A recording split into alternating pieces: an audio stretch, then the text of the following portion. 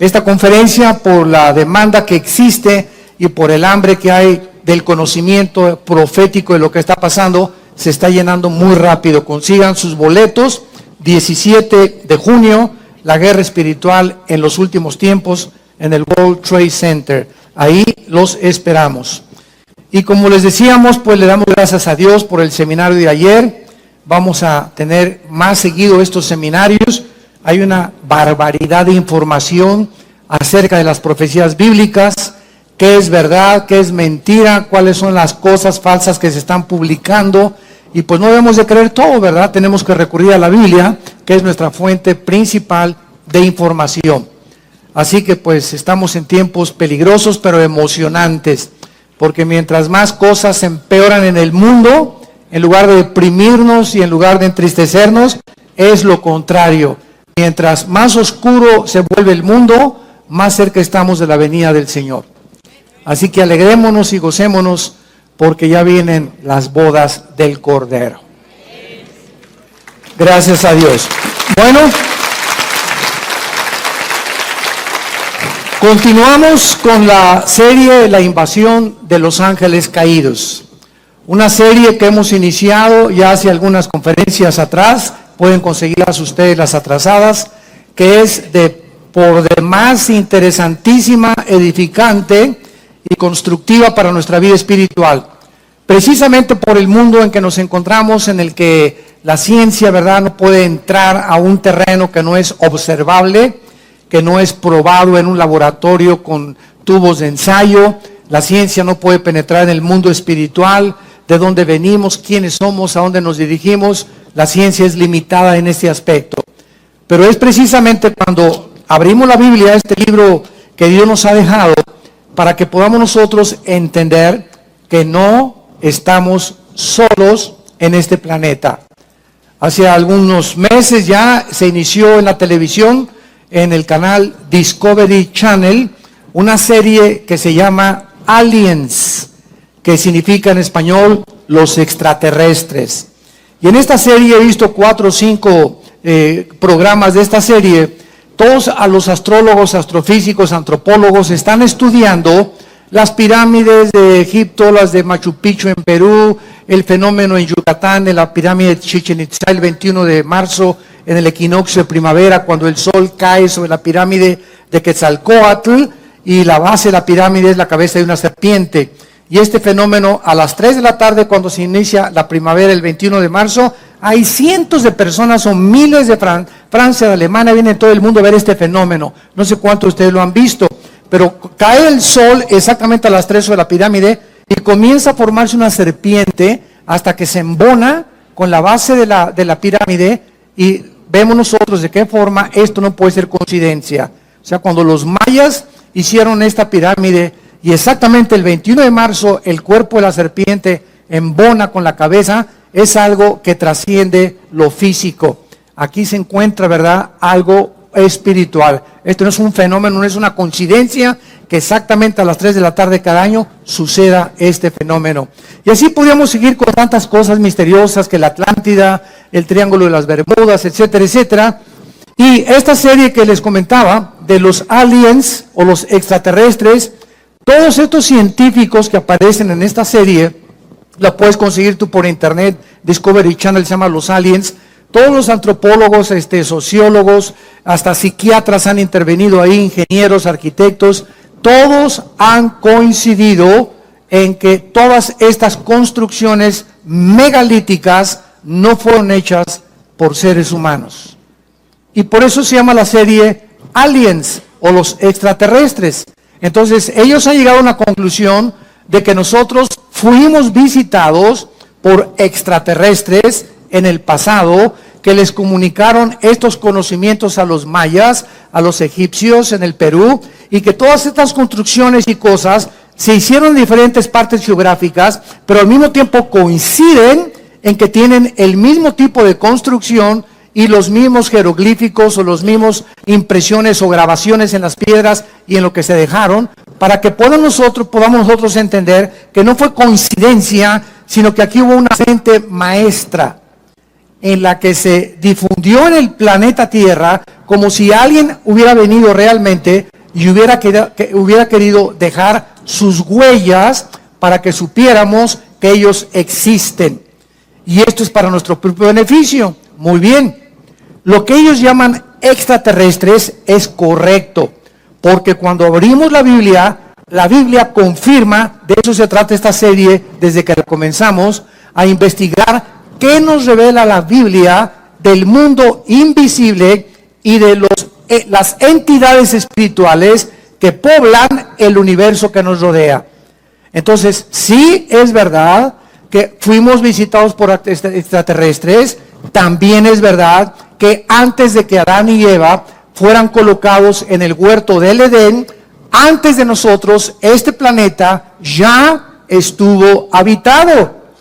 Pero por favor, entendámoslo. Yo jamás he enseñado que estuvo habitado por humanos, sino por los ángeles caídos de Satanás. Lucifer y sus ángeles ya existían antes de nosotros. Cuando Adán y Eva fueron puestos en el huerto, ya Satanás era un querubín caído. En Job 38, la Biblia nos muestra que cuando Dios formaba el planeta Tierra, el globo terráqueo donde tú y yo vivimos, los ángeles eran testigos de cómo Dios medía y hacía las dimensiones del planeta, la forma en la que la Tierra tenía que girar, la velocidad que tendría que tener la Tierra, la inclinación de 23 grados sobre su eje, el movimiento alrededor del Sol. Todas estas cosas ya se encontraban en la Biblia. Entonces lo que ellos llaman aliens extraterrestres son los ángeles caídos, que solo la Biblia es el único libro de todos los libros sagrados que existen y de los billones de volúmenes de literatura que inundan las librerías del mundo, es el único libro que nos abre las puertas y nos corre las cortinas del mundo espiritual. Y esto es lo interesante, lo maravilloso, que a nosotros, dice el libro de Efesios capítulo 1, Dios le ha agradado a nosotros, a su familia, revelarnos el conocimiento de su voluntad. Qué increíble, qué privilegio tenemos como hijos e hijas de Dios, de saber que podemos conocer los misterios donde la ciencia no puede entrar y donde el mundo se encuentra ahorita. ¿Y qué pasó con esos misiles? ¿Y será la tercera guerra mundial? ¿Y en qué momento de la historia nos encontramos? Guerras y rumores de guerras. ¿En qué época exactamente Jesús dijo que Él venía? ¿Qué señales hay de la venida de Cristo? ¿Cómo se va a continuar desarrollando geopolíticamente el Medio Oriente y Europa? Todas estas preguntas las contesta la Biblia. Gracias a Dios. ¿Para qué? Para que no estemos en tinieblas, para que no se nos apodere de nosotros el temor, para que no estemos confusos ni estresados.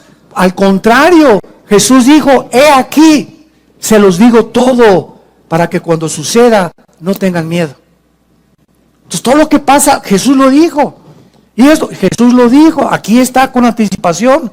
Y esto nos habla que hay alguien detrás de la historia, controlando la historia. Y el mensaje es, no tengan miedo, mi paz les dejo, shalom. Mi paz les doy, tranquilos. Por nada estén afanados, por nada estén afanados. No se afanen por su vida, qué han de comer, qué han de vestir, dónde han de vivir. Por nada estén afanados. Traigan sus peticiones delante de mí, dice Dios, Filipenses 4, 6 y 7. Híncate, hazme conocer tu corazón. Derrama tu ansiedad delante de mí, dicen los salmos. Hazme conocer tus temores, dice el Señor. Cae dentro de mí. No vamos con el pastor. Ay, pastor, ore por mí. Primero, ¿ya usted oró a Dios? Porque en el momento y con la actitud que usted viene, doña Chole, me habla que usted es una incrédula y que cree que yo soy Dios y que mi oración la va a sacar del pozo de la desesperación. Claro que voy a orar por usted, pero usted tiene que poner su confianza no en el pastor, sino en el Dios creador de los cielos y la tierra. Muy bien. Entonces, sí, el universo sí está poblado. Como me dijo un experto en ufología de los ovnis y ovniología, ya le están llamando hasta una cierta pseudociencia a este fenómeno ovni, es que ustedes los cristianos no creen en los extraterrestres, ni en los ovnis. Dije, jamás. Bueno, yo no sé quién ha predicado eso o a conferencias, pero nosotros jamás hemos negado que haya ovnis y que haya fenómenos o que hay extraterrestres. Nunca, al contrario. Lo que parece que es un objeto volador no identificado, el problema es que ustedes creen que no están identificados. Nosotros no podemos negar que ahí hay un fenómeno en el cielo. Y que, por ejemplo, el astronauta Cooper, que le dio varias vueltas a la Tierra, él cuando bajó a la Tierra, un astronauta con integridad moral, ¿verdad? Y no estaba marihuano ni se metió chochos allá arriba en la nave espacial, bajó y dijo a la NASA que había visto una luz luminosa como un platillo que se acercó a la nave espacial y que desapareció. Y él confirma, ¿verdad?, que era una nave no identificada. O sea, hay cantidad de gente con integridad que ha visto este fenómeno y hay personas, inclusive que los psiquiatras están examinando, que fueron raptados por extraterrestres y que coinciden en sus testimonios de que estas personas confiesan de que fueron objeto de un experimento sexual en el platillo volador. Entonces, todas estas cosas que están pasando tienen una explicación no para el mundo. El mundo cree que son marcianos, jupiterianos o venusianos. Nosotros sabemos que esos extraterrestres que los científicos, los astrólogos del canal Discovery Channel y todos los que están tratando de investigar les llaman extraterrestres, para nosotros son esos ángeles que se rebelaron contra Dios, que están rodeando el planeta Tierra porque se acerca el momento en que van a ser encerrados por toda la eternidad y que vienen porque el tiempo les es contado con más poder y con más fuerza para engañar más y más al ser humano y volver locos a los seres humanos y estresarnos y atormentarnos mentalmente para que se suicide la gente, para que vive estresada. Ahorita la enfermedad más grande del universo es el estrés. La clínica Rochester, la clínica Mayo en Rochester y el Hospital Hopkins en Inglaterra, que son las dos clínicas científicas y médicas más prestigiadas casi del mundo, coincidieron el año pasado que el 70% de las enfermedades del ser humano tienen una sola raíz: el estrés. ¡Qué increíble! Ese estado de tensión en el que vives, ese estado, como decía mi esposa, de te levantas y el enojo y ese odio y ese rencor que no has podido extirpar de tu corazón, ese temor hacia el futuro, esa ansiedad, y si se muere mi esposo y no tengo seguro social, y si me quitan la casa estas cosas, y si se muere mi hijo, y si pasa esto y si pasa aquello. ¿Por qué vive la gente así? Porque no tienen a Jesús en sus vidas. Y si tú te llamas cristiano y vives en esa actitud y tienes estas manifestaciones físicas, mentales y emocionales, ¿qué es de tu vida? ¿No es cierto que le crees a Dios? Como doña Chole, pastor, ya casi se le da un ataque a doña Chole antes de que ore por ella. ¿Cómo podemos llegar? Dice la Biblia en 2 Corintios 4, estamos en apuros, pero no desesperados. Estamos con problemas, pero nunca angustiados. Perseguidos, mas no desamparados. Derribados, pero no destruidos. No importa qué problema enfrentemos en la vida, que nunca ningún problema nos lleve a la angustia. Donde, ¿qué voy a hacer? Como dijo un Teofilito, no vas a hacer nada. ¿Por qué? Porque el que va a hacer es Dios. Si tú sacas eso y lo dejas en sus manos tu problema, tus hijos, tu familia, tu matrimonio, tu trabajo, entrégaselo al Señor, entregándole toda nuestra ansiedad sobre Él, porque Él tiene cuidado de nosotros. ¿Por qué estás en esta angustia? Porque no es cierto que le crees, no es cierto que eres cristiano. Y esas pruebas que vienen a nuestras vidas demuestran el calibre de nuestro nivel espiritual.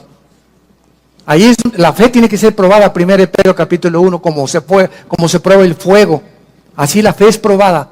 Y Dios permite pruebas en nosotros de fuego muchas veces, como dice 2 Pedro, no se extrañen por el fuego extraño que os ha sobrevenido. Al contrario, ahí está demostrándose de qué calibre estás hecho. Ahí se va a demostrar si realmente crees y confías en Dios. Porque ¿qué es la fe? Confiar en Dios ante lo desconocido. Confiar en Dios ante lo que no entendemos. Confiar en Dios en que aunque vea yo una nube negra, hay un rayo de luz que va a atravesar. ¿Y quién va a abrir esa ventana? Mi fe. Mi confianza en Dios va a hacer que desaparezca esa nube y yo pueda atravesar y pueda pasar. Como dice Isaías, aunque pases por las aguas no te ahogarás y por el fuego no te quemarás. Por cuanto a mí has puesto tu confianza, Salmo 91, yo también te libraré. Te pondré tus pies sobre la roca y te demostraré mi salvación. pero sin fe es imposible agradar a Dios. El tema de esta tarde es la diferencia entre los ángeles y los demonios. Este es el tema de esta conferencia y de esta serie, la invasión de los ángeles caídos. En los últimos años, muchos investigadores, como estamos relatando del fenómeno OVNI, han trazado paralelos. Y estoy hablando de personas como Jacques Vallée. Jacques Vallée es un francés y él se considera el más grande investigador del mundo del fenómeno OVNI. Jacques Vallée. Y el que le sigue se llama John Keel, con K, E y L de Lola. John Keel. Entre estos dos investigadores científicos, para poder determinar si los extraterrestres que ellos consideran que están tripulando los objetos voladores no identificados son ángeles o son demonios o son verdaderamente extraterrestres, han trazado un paralelo y han coincidido en que el comportamiento de estos extraterrestres y de estas supuestas abducciones o raptos de gente que ha desaparecido y que dicen que en el tercer o cuarto tipo lo subieron a un platillo volador. Estos investigadores han coincidido en que el comportamiento de estos supuestos extraterrestres o manifestaciones demoníacas de la gente son un paralelo tremendo con las entidades espirituales que la Biblia les llama ángeles y demonios. Veamos, por ejemplo, en Apocalipsis, rápidamente, Apocalipsis capítulo 12, que la Biblia nos revela en el versículo 3 y 4, que cuando Lucifer, el querubín, protector del santuario de Dios, se rebeló, fue la primera criatura en el universo creada en rebelarse contra el Creador, arrastró a una tercera parte de los ángeles que Dios había creado y que fueron creados en un nivel inferior a él. En la Biblia hay rangos de la creación de Dios. Están los serafines que nunca van a bajar a la tierra y que se encuentran rodeando nada más en el tercer cielo el trono de Dios. Después viene otro rango que se llaman los querubines. Los querubines son los que se encargan, representan la santidad y se consideran los guardianes. Síganme con mucho cuidado, los guardianes de la santidad de Dios. Podríamos preguntarnos, porque en Ezequiel capítulo 28 se le nombra a Lucifer el querubín protector. Y yo hace mucho tiempo me preguntaba, Señor, tú creaste los serafines que están a tu alrededor, que están santo, santo, santo, todo el tiempo, ¿verdad? Reflejando la gloria de Dios. Y luego los querubines, ¿de qué te tenían que proteger los querubines? ¿Por qué se llama a Lucifer el querubín protector en Ezequiel 28 del trono de Dios? ¿Por qué se dice que Satanás o Lucifer? Porque Satanás es un título, nada más significa, si lo quieres apuntar, adversario. Satán en el hebreo es adversario o enemigo. Cualquiera que sea enemigo de Dios es un Satán. Y la palabra diablo, o es otro título, significa el que acusa, el acusador o el calumniador. Cualquiera que calumnia a su prójimo, cualquiera que está dedicándose a acusar a los demás, es obra de demonios en su vida. Porque Dios no acusa a nadie, ¿verdad? Porque fuimos ya lavados con la sangre de Jesucristo. Entonces, es importante que entendamos todo esto. ¿Por qué se le llama a Satanás el querubín protector? ¿Por qué se le llama a Satanás el guardián? Escucha esto, del santuario de Dios. Es interesante que las piedras preciosas que en Ezequiel 28 formaban el vestido de Lucifer, Luzbel, se me estaba olvidando decirles, Lucifer, que es el nombre verdadero de él, de este querubín, que ahora le llamamos diablo y Satanás, y dragón o la serpiente antigua, o la bestia después que se va a manifestar en el anticristo. Este querubín protector estaba vestido con puras piedras preciosas, diamantes, esmeraldas, carbunclo, etcétera, etcétera, y son las mismas piedras preciosas que Dios diseñó para el sumo sacerdote en el libro del Éxodo, en el tabernáculo. Y son las piedras preciosas que aparecen también al final de la Biblia en la Nueva Jerusalén. Entonces, esto nos habla que el Lucifer era el guardián de la santidad de Dios, el que cuidaba el santuario de Dios, el que dirigía la alabanza del universo a Dios, y era el sumo sacerdote. Escuchen lo que les estoy diciendo, era el sumo sacerdote del santuario de Dios en el universo. Y todo ese patrón que existe en la Biblia de un santuario y de que Dios siempre ha tenido cuando creó a sus criaturas, ese patrón y ese proyecto, Dios le dijo a Moisés: Moisés, estos son los planos del tabernáculo que vas a construir. Yo soy el que diseñé y hazlo conforme a todo lo que te estoy diciendo. Y lo que Moisés hizo en el tabernáculo, un atrio, un lugar santo, un lugar santísimo, es exactamente el templo que continúa existiendo en el tercer cielo. Ahora, esto es interesante porque en el libro del Apocalipsis encontramos a Juan que dice: y se abrió el cielo y vi las almas debajo del altar. Apocalipsis capítulo 6. Y se abrió el templo de Dios y salieron truenos y relámpagos.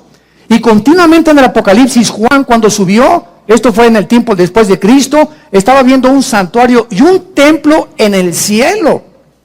O sea, nunca, aún con la rebelión de Lucifer, nunca ha dejado de existir este santuario de Dios, porque desde que Dios creó a las criaturas, las creó para que entendiésemos que no somos dioses, ni los serafines, ni los querubines, ni los ángeles, ni los seres humanos, y que Dios nos ha creado lo que ha creado para que siempre le adoremos y nos postremos delante de Él. La pregunta es la siguiente: si antes Lucifer no había caído en pecado, ni ninguno de los ángeles habían caído en pecado, ¿qué necesidad había entonces de cuidar a Dios y de cuidar la santidad de Dios? ¿No es verdad? Es una pregunta bastante válida. Y la misma pregunta la hacemos cuando Dios crea a Adán y Eva. Cuando Dios crea a Adán y Eva en el capítulo 2 del Génesis, no había pecado, ¿de acuerdo? Amén. Pero Dios le dice a Adán: quiero que cuides el huerto y que lo labres. Yo leía, me acuerdo hace algunos años: ¿cuidado de qué? Ni armadillos había todavía, y destructores, ni veneno tenían las serpientes, ni chinches, ni piojos habían ahí. ¿Cuidarlo? Y es la misma palabra que se usa en el hebreo para cuidarlo durante todo el Antiguo Testamento. Entonces comencé a darme cuenta de la relación que había en que antes de que cayera el pecado en el mundo, antes que nosotros, espiritual, y una vez que Dios creó el mundo físico de las 4 dimensiones en que vivimos, Dios da la misma orden desde el principio del universo con la recreación del ser humano en el huerto del Edén: cuiden lo que les he entregado. Y la respuesta es la siguiente: cuando Dios crea las entidades espirituales en el universo, antes que nosotros, Dios creó a los ángeles con la misma capacidad con la cual Dios creó a Adán. En otras palabras, existía en todas las criaturas que Dios ha creado el potencial de querer algún día rebelarse contra Dios. Porque si Dios ha creado alguna criatura en el universo en el pasado que no tenía la opción de rebelarse nunca contra Él, hubieran sido robots. Un mundo angelical de puros robots. Adórenme, adórenme, adórenme. Pero Dios pone el potencial de que esa adoración fuera libre. Y que podían permanecer en esa oración, o algún día ellos podían irse en contra. Dios se arriesga a que el mal entre al universo. ¿Y qué es el mal? Es el abuso de la libertad que Dios les dio a las criaturas. Apúntalo. Los que vinieron ahí al seminario, fue un consejo que les di: nunca vengan el domingo ni a un seminario sin una Biblia en sus rodillas y sin hojas para apuntar oraciones y conceptos y reflexiones y pensamientos que estamos desarrollando en las conferencias. Porque de pasado mañana me encuentro contigo en la calle y te pregunto: hazme un resumen con 3 hojas de lo que oíste el domingo del sermón. No vas a llegar ni media hoja. ¿Por qué? Porque la memoria es así. Pero cuando el estudiante de la Biblia, el estudiante de Dios, aquel que quiere compartir esto, llegaron en la noche, mi amor, mira, oí esto y esto, pero aquí lo tengo apuntado porque esto me pareció interesante, esta fecha me pareció interesante, etcétera, etcétera, y vas teniendo tu librito, tus apuntes, no te imaginas la cantidad de conocimiento que vas a tener. ¿Por qué? Porque lo que apuntamos lo recordamos 70 veces más que lo que no apuntamos. La memoria nunca podemos confiar en ella. Muy bien, entonces vemos nosotros que Dios crea entidades espirituales con el potencial de rebelarse, y así lo hizo Lucifer. Y cuando viene esta rebelión en el cielo, se va a la tercera parte de los ángeles, dice Apocalipsis capítulo 12, apareció otra señal en el cielo, versículo 3. He aquí un gran dragón escarlata, que tenía 7 cabezas y 10 cuernos, y en sus cabezas 7 diademas. Su cola, aquí está, arrastraba la tercera parte de las estrellas del cielo. El 85% de las veces que la Biblia menciona estrellas, se refiere a los ángeles caídos. El 85% de las veces. Y de acuerdo al contexto, muy pocas veces cuando se refiere realmente a las estrellas que brillan. A los ángeles caídos se les llama estrellas la mayor parte de las veces en la Biblia. Satanás arrastraba la tercera parte de las estrellas. Y es lógico que no era literal estas estrellas, imagínense nada más. ¿A dónde las va a arrastrar, verdad? Se descompondría la gravitación del universo si Satanás hubiera jalado las estrellas literales. Y dice la Biblia, y el dragón se paró frente a la mujer que estaba para dar a luz a fin de devorar a su hijo. Muy bien, entonces aquí encontramos en el Antiguo Testamento de qué forma los ángeles caídos se rebelan contra Dios, ahora son enviados a este planeta, y en Deuteronomio capítulo 32, Dios les asigna a estos ángeles caídos un nombre. Y uno de los nombres que Dios les asigna a estos ángeles caídos es uno de los títulos, no nombres, títulos de Yahweh. Yahweh es su nombre. Elohim no es su nombre. La palabra Elohim, al terminar en im en el hebreo, implica plural. Entonces cuando oímos Elohim, es un título que se le da a Dios, pero también Elohim se aplica en el Antiguo Testamento a los gobernantes y a los ángeles caídos. Cuando Satanás tentó a Eva, en Génesis capítulo 3, Satanás le dijo a Dios, porque serás como Dios, se tradujo Dios singular, pero la palabra hebrea es, serán como los dioses. Apúntalo en Génesis 3, es Elohim, cuando Dios, capítulo 3 de Génesis, serás como Dios, serán como los dioses, dice en el original hebreo. En otras palabras, en 2 Corintios 4:4, se le llama a Lucifer el Dios de este mundo. Entonces, el mismo diablo lleva el nombre de Elohim. Entonces, Elohim no habla de nada más que de una poder, una autoridad que tienen ciertas criaturas o entidades espirituales en el cielo. Por eso Satanás le dijo a Adán y Eva, serán como los Elohim, o sea, como todos los dioses o todas las criaturas poderosas que poblan el universo. Pero hay un solo Dios vivo y verdadero. Shema Israel, Adonai Elohim, Adonai Echad, dice Deuteronomio capítulo 6, que es el dicho de todos los rabinos judíos. Shema Israel, Adonai Elohim, Adonai Echad. Echad en el hebreo es uno solo, o sea, tú eres, oh Israel, un solo Dios. Por eso el judío no nos entiende a los cristianos que tenemos el Padre, el Hijo y el Espíritu Santo. Porque para ellos Dios, para ellos somos una blasfemia nosotros, para el judío ortodoxo, que creemos que ellos creen que tenemos 3 dioses, sin entender la pluralidad del nombre de Elohim.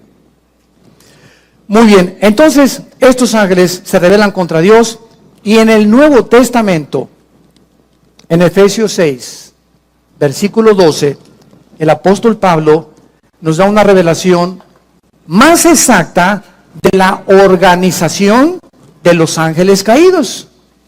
Y dice el apóstol Pablo en Efesios 6:12, no tenemos lucha, en otras palabras, miren seres humanos, miren mis muchachitos, nunca creas que el que te quiere matar es tu enemigo, nunca creas que tus vecinos que te traen coraje es tu enemigo, nunca creas que los celos de tu novio porque tienes otra novia es tu enemigo, nunca nosotros vamos a comenzar a elevarnos. No se queden aquí aterrizados en el mundo material. No tenemos lucha entre sangre y carne. Realmente la lucha no es entre palestinos y entre ISIS y entre los sirios y entre Estados Unidos contra los rusos. Hay poderes invisibles que están influyendo en el planeta Tierra para incitarnos a los padres contra los hijos contra los padres, para el divorcio, para que veas a tu esposo como un armadillo, para que veas a tu esposa como una lagartija, para que critiques los sistemas y todo, para que se levantes contra el gobierno. Hay poderes espirituales en acción, operando para inducirnos a abortar la misión que Dios nos ha encomendado. Y estas huestes espirituales que poblan el universo tienen el principal problema, el principal objetivo de tratar de denigrar en el ser humano que habita este planeta la imagen y semejanza de Dios. Vamos a comenzar a comprender esta guerra espiritual. Si no hay cristianos que todavía siguen creyendo que su enemigo es esto y no saben qué es la oración, donde se avientan los misiles Tomahawk. Cuando tú estás orando, vimos una vez, ¿verdad? Haz de cuenta que de aquí para allá es el enemigo y aquí estás tú. Y tú no te pones ¿verdad? Y me vas a ver, y me la quito, ¿verdad? Y me rayaste, me recordaste, mamá, pues la tuya, ¿verdad? Y pues esto y el otro. ¿Sabes una cosa? Cuando comenzamos a contestar el fuego con las armas que el mundo usa y cuando comenzamos a querer vengarnos nosotros, por eso dice la Biblia, no os venguéis vosotros mismos, porque caéis en la trampa. No te vengues ni guardes rencor. No contestes con fuego terrenal, porque nuestras armas son espirituales. Y si quieres ganar la guerra espiritual, tienes que aprender a usar las armas de la luz. Las armas de la luz. Las que Dios nos ha dejado. Porque no es entre nosotros la guerra. No es entre católicos y protestantes, entre ISIS, es contra, y dice, principados, número 1, 2, potestades, 3, gobernadores de las tinieblas, y 4, huestes espirituales de maldad en las regiones celestes, que están fuera completamente, y ellos tienen la ventaja enorme contra nosotros de que no los vemos. Son invisibles, estamos en una desventaja impresionante. ¿Cómo vas a luchar contra un enemigo invisible? Entonces, tratándose que es una guerra en la que no podemos ver, Dios envía hace 2000 años a su Espíritu para que entre a nuestra vida. Y el Espíritu Santo, como un GPS, como un sistema de localización, como los que usan los satélites actualmente, el Espíritu Santo nos deja un mapa, una guía, un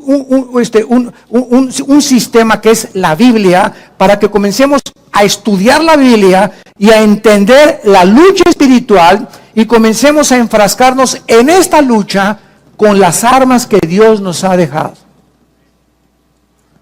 Porque si tú comienzas a tratar de vengarte de tu suegra, de tu suegro, de tu padre, guardarle rencor, porque me violó mi papá, me violó mi tío, o me robó o hace 4 fui traicionado por un hijo mío, fui traicionado por mis socios en mi compañía. Estamos en un mundo donde todos nos van a algún día traicionar, nos vamos a desilusionar, estamos heridos todos emocionalmente, todos hemos sido lastimados, todos hemos sufrido cosas en el mundo. Para eso está la cruz. Es esa cruz la respuesta de Dios a todo lo que hemos pasado. Para que vengamos esa cruz y entendamos que es en esa cruz donde vamos a recibir el poder de seguir viviendo para Dios. Entonces, estos principados que encabezan la lista de la organización y los rangos satánicos, estos principados son los agentes de Satanás. Escuchen esto, Satanás dividió el planeta Tierra en regiones geográficas. Entonces, si ellos quieren lastimarnos, no son como locos, un demonio que se le mete acá y otro demonio se le mete por acá. No, hay una organización, porque el querubín Lucifer, recordemos algo, después de Cristo, escucha esto, Lucifer, después de Cristo, es la criatura más inteligente y sabia del universo. Imagínense con quién estamos peleando. Con este sinvergüenza, que tiene a su disposición una tercera parte de los ángeles. Entonces, si queremos realmente entender y saber cómo podemos ganarles, porque estamos en desventaja, tenemos que tener al Espíritu Santo. Y tenemos que ser únicamente, nada más, obedientes. Obedientes a todo lo que la Biblia nos dice.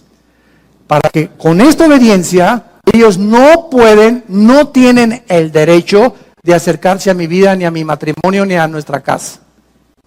¿Por qué? Porque en la obediencia, dice en 1 Pedro, somos guardados por el poder de Dios mediante la fe. Pero el día que me quito el escudo de la fe,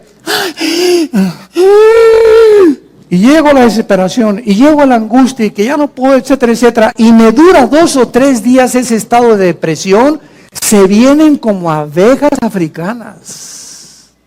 Se nos vienen encima y comienzan a la bim, bomba, y te aplastan más, y te sumen más. Ese mi Panchito, eso usted no sirve para nada. A ti se dicen el Gutierritos.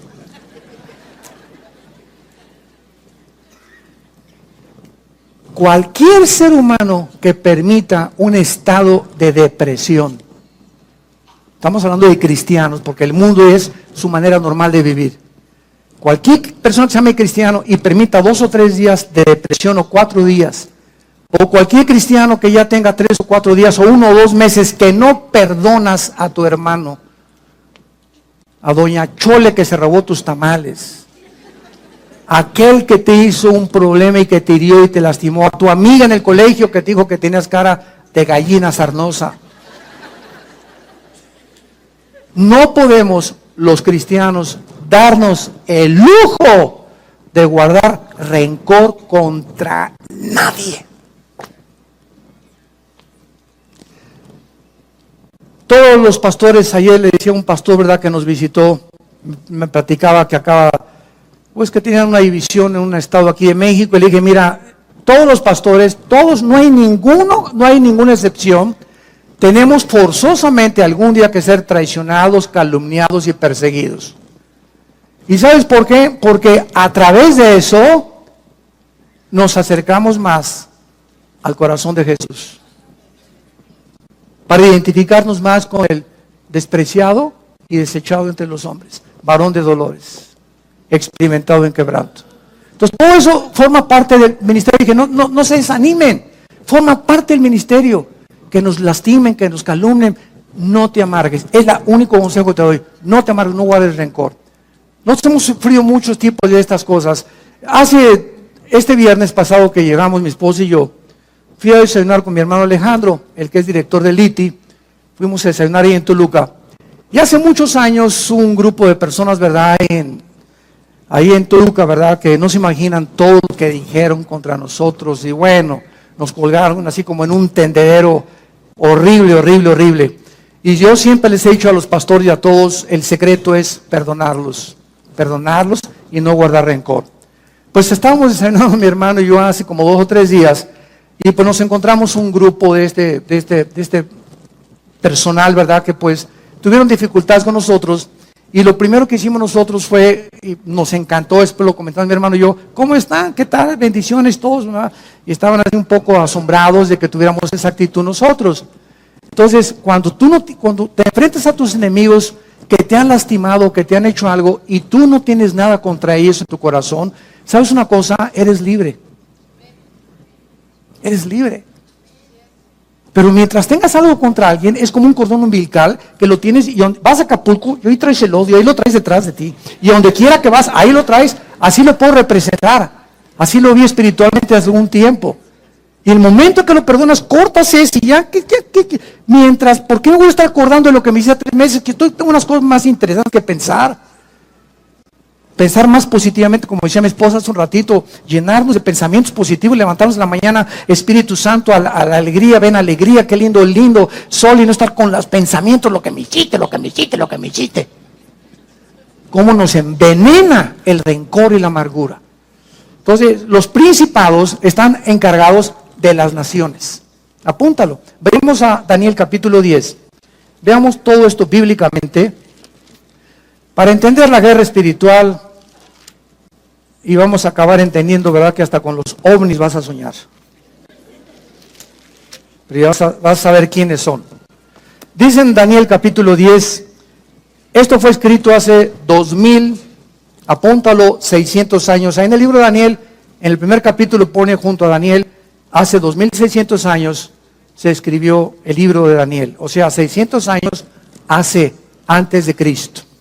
Y en el capítulo 10, este libro es uno de los pocos libros en la Biblia que nos revelan y nos corren las cortinas de la guerra espiritual. Es precioso el libro de Daniel. Ya lo vimos todo versículo por versículo. Daniel estaba muy preocupado en el tiempo de los persas, o sea, los iraníes. Acordémonos que hasta 1935, el nombre que aparece en la Biblia como Persia es el Irán del siglo XX. Irán en la Biblia aparece con el nombre de Persia, porque en 1935 se le cambió el nombre de Persia por el Shah de Irán a Irán. Entonces, Daniel se encontraba bajo el imperio de los persas. Los persas son los que vencieron a los babilonios, a Nabucodonosor y a sus parientes y descendientes. Después de los persas vinieron los griegos, Alejandro el Magno, y después el imperio romano. Entonces, Daniel se encontraba en el segundo imperio, el imperio de los persas y de los medos, que eran los iraníes. Y dice el capítulo 12, en el versículo 11, para comenzar a tener estos antecedentes, que el ángel se le aparece a Daniel, un ángel de Dios, y le dice así: Daniel, varón muy amado. Híjole, qué barbaridad, ¿verdad? Qué preciosa forma en la que pueda Dios describirnos a cualquiera de nosotros, que somos muy amados por Él, que nos ama con amor eterno, muy amado. Está atento a las palabras que te hablaré y ponte de pie, porque a ti he sido enviado. Dios envía ángeles buenos a la tierra, y mientras hablaba conmigo, me puse en pie temblando. Entonces me dijo: Daniel, no temas, porque desde el primer día que dispusiste tu corazón a entender y a humillarte en la presencia de tu Dios, fueron oídas tus palabras, y a causa, o sea, de tu oración que tú hiciste, yo he venido. Mas el príncipe del reino de Persia, esta palabra S de Samuel, A de Armando, R de Raúl, Zar en el hebreo, que se tradujo príncipe, se está refiriendo al principado satánico que en aquel tiempo de Daniel estaba controlando el imperio de los persas. No era el rey de Persia, no era Nabucodonosor los que gobernaban, sino los principados satánicos que operaban desde el cielo, influyendo en los imperios que persiguieron a Israel y a todos aquellos que seguían al verdadero Dios. El príncipe del reino de Persia se me opuso durante 21 días, pero Miguel, que es el arcángel de Dios, bueno, uno de los principales príncipes, vino para ayudarme y quedé con los reyes de Persia. Vean lo que pasó. Daniel está orando, así comienza el capítulo 10, Señor, acabo de leer a tu profeta Jeremías, donde dice que ya el exilio se va a terminar y esto vamos a tener nosotros más bendiciones, etcétera, etcétera. Y entonces Dios, vean esto, Dios manda un ángel al planeta Tierra. Y ahí viene el ángel de Dios. Y de repente un principado satánico, porque ellos operan de la atmósfera hacia abajo. Dicen en Efesios capítulo 2 que Satanás se llama el príncipe de la potestad del aire. La palabra aire es aer, atmósfera. O sea, ellos operan de la atmósfera abajo. No tienen que haber nada en la luna ni en Marte. Su área de operación es el aire. Entonces, ahí viene el ángel. Y entonces lo interrumpe y se le cruza un ángel de Satanás al ángel de Dios. Y entonces se enlaza el ángel de Dios y el ángel de Satanás en una guerra, porque el ángel de Satanás, el principado de Satanás, quería impedir que el ángel de Dios le trajera el mensaje de Dios y que Daniel no oyera ni recibiera las instrucciones de Dios. Ellos se oponen a que tengamos una brújula y que sepamos qué es lo que Dios tiene para nosotros. Y van a hacer todo lo posible para impedir que tú llegues a tu destino. Para abortar tu destino, para abortar nuestra misión. E interrumpir las instrucciones de Dios y escramblear todas. Es como, por ejemplo, en Estados Unidos tú vas manejando y hay radares. En Texas está permitido. Entonces, hay policías que se ponen con sus pistolas, aquí también ya los hay en las carreteras, los federales, ¿verdad? Y entonces vienen los carros y te comienzan a escramblear así, etcétera, etcétera, y marca inmediatamente la placa y la velocidad a la que vienes. Pero estos radares los vuelven locos. Yo tengo uno. Porque está permitido, ¿verdad? Y es de lo que no me aprovecho para pasarme más de 70 millas, ¿no? Pero sí sirven de vez en cuando.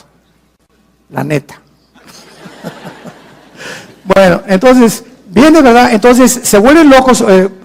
Cuando voy, por ejemplo, a 5 millas más por hora, ahí te permiten 10. Si es a 60 en Estados Unidos, en Texas, si es a 60, te permiten hasta 70. Si te escramblean o te localizan que vas a 72, ya con eso te paran. 10 es lo máximo que se te permite la ley. Entonces, a veces yo me paso esas 2 millas sin querer, ¿verdad? Y entonces mi radar comienza, pip, pip, pip, pip, a sonarme, y alcanza 4 o 5 millas de distancia el radar que yo tengo. Ojalá que no me escuchen ahorita en Estados Unidos. Me comienza a hablar el radar y pues ¿qué hago, verdad? Pues le baja la velocidad inmediatamente. Y entonces cuando lanzan el rayo, ¿verdad?, de ultrasonido a los policías con esos aparatos, ellos no pueden ver a qué velocidad vengo porque esos radares están diseñados para eso. Y son permitidos, otros estados no los permiten, pero en Texas sí los permiten. Entonces, esto pasa igual en el mundo espiritual. Dios nos manda una señal del cielo, ¿y dónde está la señal?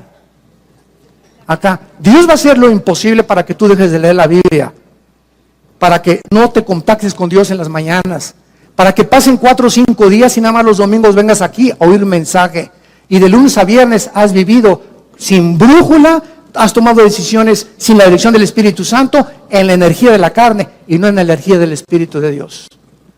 Porque el día que nos desconectamos de las instrucciones de Dios, comenzamos nosotros a perder el camino. ¿Quién es sabio en su propia opinión? No seas sabio en tu propia opinión, dice Proverbios capítulo 3. Entonces comienzas a entender que es imprescindible estar conectados con este libro. No podemos separarnos de las instrucciones de Dios, porque vienen los demonios a confundirnos. Entonces aquí está el ángel en el cielo, con el ángel de Dios, y se enfrasca en una lucha, y esto siempre me ha impactado.